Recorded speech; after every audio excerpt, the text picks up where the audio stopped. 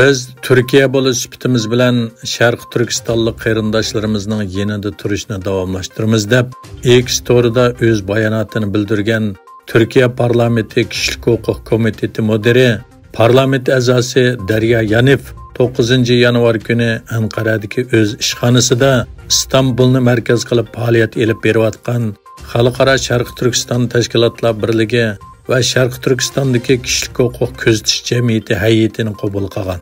Uyg'urlar uchrayotgan irqiy qirg'inchilik masalasida Türkiye Parlamenti Kishilik huquq komiteti mudiriyatining rasmiy va keskin bir ravishda bayonot yoki Xitoyga nisbatan keskin bir ayiblash e'lon qilmay kelayotgan Türkiye Parlamenti Kishilik huquq komiteti mudirining mazkur bayonoti diqqatni qo'zg'adi. Chunki mazkur bayonotda Xitoyga nisbatan bir tanqidiy ton ifodalanmagan edi. Darya Yanib xonim bilan bo'lgan uchrashda Uyg'ur vakillari Istanbuldagi Sharq Turkiston kishilik huquqni kuzatish jamiyati tayyorlagan kishilik huquq dafsandichiligi to'g'risidagi dokladni bergan va ahvollarni tanishtirgan.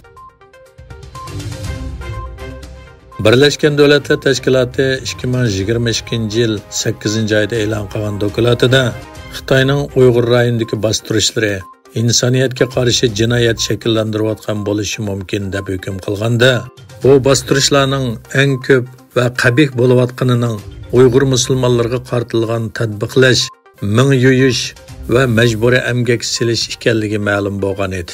Xitoy doiralari bo'lsa, xalqaroliq ayblashlarga pisand qilmasdan Uyg'ur va e'tiqodchi millatlarning huquqiga hurmat qilayotganligini davransib keldi.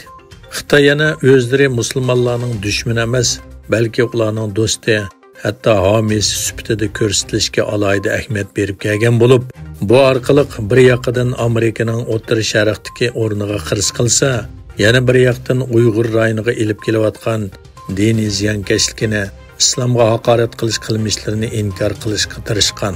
Islom hamkorlik tashkiloti Xitoy hukumati bilan qo'yiq hamkorlashayotgan bo'lib, 2023-yili 8-oyda mazkur tashkilotning vakillari Xitoyning taklifi bilan Sharq Turkistonni ziyorat qilib, atalmış Uyg'ur avtonom rayonining rahbarlari bilan ko'rishgan edi.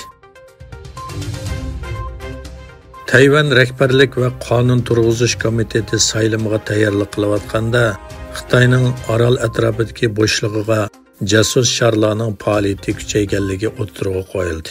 Bu sharlar elektronlik axborot uskunalarini elib yurgan deb gumon qilingan bo'lib, bu Beijing hukumatining saylam jarayonida darhol axborot to'plash uchun ko'rsatgan tirishchanligini ko'rsatib berdi. Shuning bilan birga jasus shar faoliyati Beijingning egilik huquq tashabbusini ta'kidlaydigan harakat deb qaraladi. Tayvandagi rahbarlik saylimida partiyalarning Xitoy bilan bo'lgan egilik huquq talash tortishidagi maydoni hal qilg'uch rol o'ynaydi. Xitoy Sharq Turkistonda ijro qilayotgan irqiy qirg'inchilik jinoyatini xalqaro jamiyatdan yoshirish uchun tor aloqa sohasidagi bostirishni kuchaytmoqda. Jumladan, Jamoat xavfsizlik ministrligi 2024-yillik atalmış tor fitni ig'volarga zarba berish, tuzash maxsus harakati yili qilib bekitilgan. Xitoy kundalik gazetining xabar qilishicha, Xitoy Jamoat xavfsizlik ministrligi 2024-yilni atalmış tor fitni ig'volarga zarba berish, tuzash maxsus harakati yili qilishni qaror qilgan. Amerika dengiz armiyasining bir askari Xitoyni sazgur harbiy axborot bilan ta'minlash jinoyati bilan 27 oylik qamoq jazosiga hukm qilingan. Amerika Adliya ministrligining bayonotida 26 yoshlik Thomas Chavinning qarxo'rlik badaliga Xitoy axborot organlarini sazgur uchur bilan ta'minlaganligi uchun ayiblanganligi o'tirg'i qo'yilgan. Isroil Yediot Axornot gazetining xabarida London soqchilarining Isroiliyaning urush jinoyati sodir qilganligi to'g'risidagi ayblashga qarata tekshirish boshlanganligi bayon qilingan. Xabarlarda aytilishicha, bu masala Isroiliya bilan Angliya o'rtasida diplomatik jiddiylik paydo qilgan. Isroiliya bu masalaga bo'lgan noroziligini ifodalagan.